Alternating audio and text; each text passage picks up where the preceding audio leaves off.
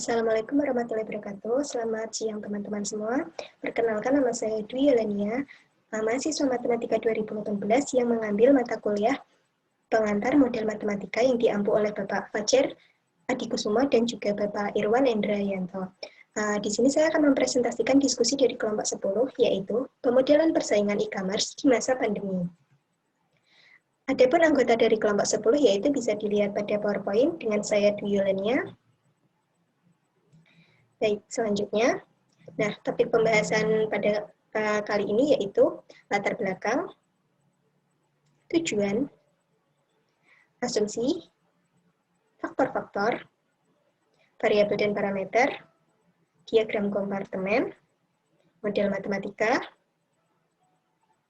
analisis, interpretasi, dan juga kesimpulan.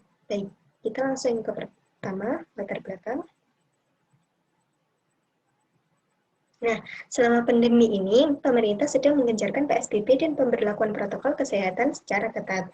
Hal tersebut menyebabkan masyarakat itu lebih sering berbelanja menggunakan aplikasi online shop atau biasa yang kita sebut dengan e-commerce seperti Tokopedia, Lazada, Shopee, dan sebagainya.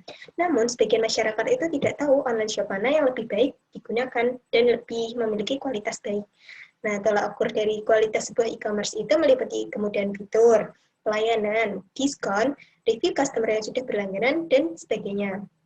Oleh karena itu, kelompok kami itu mengemas permasalahan tersebut ke dalam model persaingan e-commerce untuk mengetahui e-commerce mana yang lebih unggul dan juga banyak digunakan atau diminati masyarakat saat ini, sehingga dapat menjadi pertimbangan masyarakat itu dalam memilih e-commerce mana yang akan mereka gunakan. Baik, selanjutnya adalah tujuan. Nah, tujuan dari pemodelan yang kelompok kami buat itu adalah satu, memberikan gambaran kepada calon pengguna e-commerce mengenai aplikasi e-commerce mana yang lebih baik digunakan. Yang kedua adalah menyelidiki perilaku 3 e-commerce, Shopee, Lazada, dan juga Tokopedia. Selanjutnya adalah asumsi. Jadi, asumsi yang kita gunakan itu ada 3, yaitu yang pertama perpindahan pelanggan pada setiap e-commerce hanya dipengaruhi interaksi pelanggan pada kedua e-commerce, kedua, setiap pelanggan hanya menggunakan satu jenis e-commerce dalam satu waktu, dan yang terakhir adalah setiap pelanggan bisa berpindah e-commerce atau tidak menggunakan e-commerce lagi. Lalu selanjutnya ada faktor-faktor. Nah, faktor-faktor ini mempengaruhi perpindahan pelanggan. Ada 4. Yang pertama, fitur yang tersedia pada e-commerce. Kedua, diskon yang diberikan oleh e-commerce. Ketiga, kemenarikan promosi yang dilakukan. Dan yang terakhir adalah penilaian customer terhadap pelayanan dan kenyamanan berbelanja. Baik, selanjutnya saya akan menjelaskan tentang variabel dan parameter.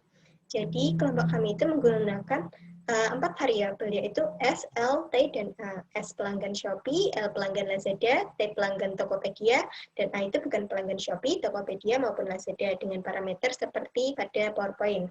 Dengan T itu menunjukkan waktu dalam 1 tahun. Nah, bisa dilihat itu laju pelanggannya, DS per DT, DL per DT, DT per DT, dan DA per DT. Next. Parameter MIU. MIU itu menggambarkan tingkat perpindahan layanan belanja online. Jadi di situ ada MIU 1 sampai MIU 12, bisa dilihat perpindahannya dari e-commerce mana saja.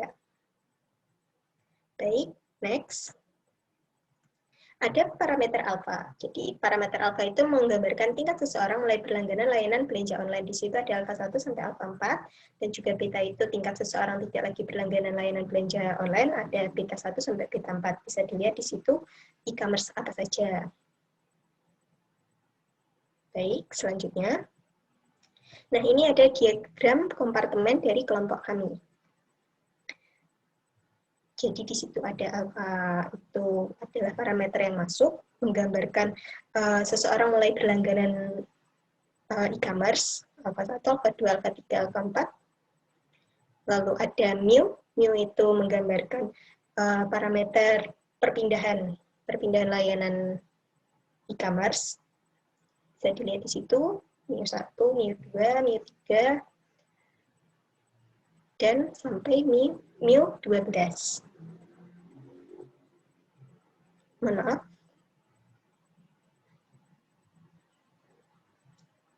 Nah, dan yang terakhir itu ada parameter beta. Beta itu parameter yang di situ keluar, jadi artinya itu seseorang sudah tidak berlangganan atau tidak memakai e-commerce tersebut.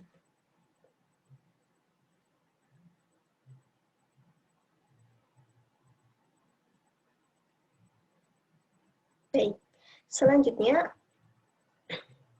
adalah model matematika. Nah, di sini bisa dilihat model matematika dari kelompok kami, DS per DT, DL per DT, DT per DT, DA per DT. Itu model matematika yang diperoleh dari diagram kompartemen sebelumnya. Jadi bisa dibaca di situ. Baik, next. Nah, di sini ada data yang diambil. Jadi data yang diambil ini kita kelompok kami melakukan survei terhadap 127 total responden. Di situ dibagi menjadi awal penggunaan, perpindahan, menetap, dan juga tidak memakai lagi. Bisa dilihat berapa jumlahnya. Baik, next. Nah, ini adalah diagram data atau diagram responden dari data yang sudah kita kumpulkan tadi. Jadi di sini biru menggambarkan awal menggunakan, abu-abu menggambarkan menetap, oranye menggambarkan perpindahan, dan kuning itu menggambarkan tidak memakai lagi. Seperti di sini ya, jadi. Baik, next. Kita masuk ke analisis. Nah, analisis ini dari diagram tadi yang sudah saya jelaskan. Jadi pada diagram ini terlihat ya,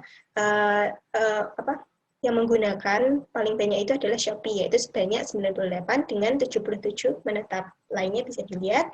Nah, di sini kita tahu perpindahan e-commerce itu dari Shopee, Lazada, Tokopedia, dan lainnya. Dengan nilai sebagai berikut. Jadi dia perpindahan dibagi dengan awal menggunakan. Shopee 15 dibagi 98, Lazada 7 dibagi 10, Tokopedia 6 dibagi 14, dan juga lainnya 3 dibagi 5. Dengan hasil bisa dilihat di sini. Nah, seperti yang kita tahu bahwa di sini itu yang paling besar nilainya adalah Lazada 0,7. Jadi bisa dikatakan bahwa pelanggan Lazada itu sebagian besar tidak puas dengan e-commerce tersebut dan memilih untuk berpindah ke e-commerce lainnya. Nah, lain halnya dengan Shopee. Shopee ini adalah nilai perpindahan yang paling kecil, jadi bisa dikatakan bahwa pelanggan Shopee itu banyak yang setia dan juga tidak terpengaruh oleh e-commerce lainnya, yaitu tadi nilainya 0,15 sekian-sekian. Ini ya, 0,15 sekian-sekian. Oke, next. Nah, di sini ada tingkat perpindahan layanan belanja online dan juga jumlah perpindahan antar layanan belanja online. Jadi, yang sudah saya jelaskan parameter MIO tadi kan tentang tingkat perpindahan layanan belanja online. Nah, ini didapat dari Google Form yang sudah kita olah.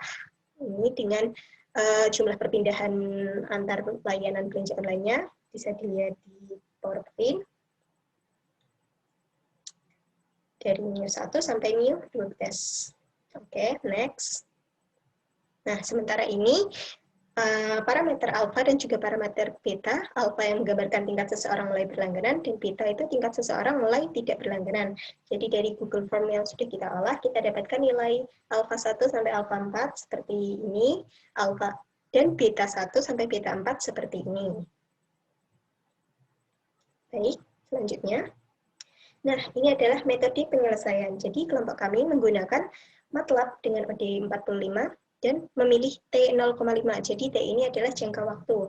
Nah, karena tadi di parameter dalam tahun, T-nya, jadi 0,5 itu menyatakan 6 bulan. Sehingga dari program MATLAB ini kita dapatkan grafik yang menunjukkan pertumbuhan setiap e-commerce. Nah, ini grafik dalam jangka waktu 6 bulan. Jadi biru ini menggambarkan laju pertumbuhan Shopee, pelanggan Shopee, yang kuning itu pelanggan Tokopedia, yang merah pelanggan Lazada, dan yang hijau ini pelanggan lainnya. Nah, itu dalam jangka waktu pendek. Kita juga mencari dalam jangka waktu panjang, yaitu dengan T 10 tahun. Jadi nanti kita akan dapatkan grafik yang menunjukkan pertumbuhan setiap e-commerce dalam jangka waktu 10 tahun. Seperti berikut. Nah, ini jangka waktu 10 tahun. Jadi sama biru tadi Shopee, hijau lainnya, kuning Tokopedia, dan merah Lazada. Baik, dari situ kita dapatkan interpretasi. Nah, ini interpretasi. Jadi dari grafik yang tertera tadi pada gambar yang sudah saya jelaskan, garis biru itu kan menunjukkan laju pertumbuhan pelanggan Shopee. Jadi akan terjadi pertumbuhan atau penambahan pelanggan secara terus-menerus dalam jangka waktu yang panjang. Ini ya. Jadi dalam jangka waktu yang panjang itu, ini 10 tahun, dia akan terjadi penambahan pertumbuhan secara terus-menerus pelanggannya di Shopee.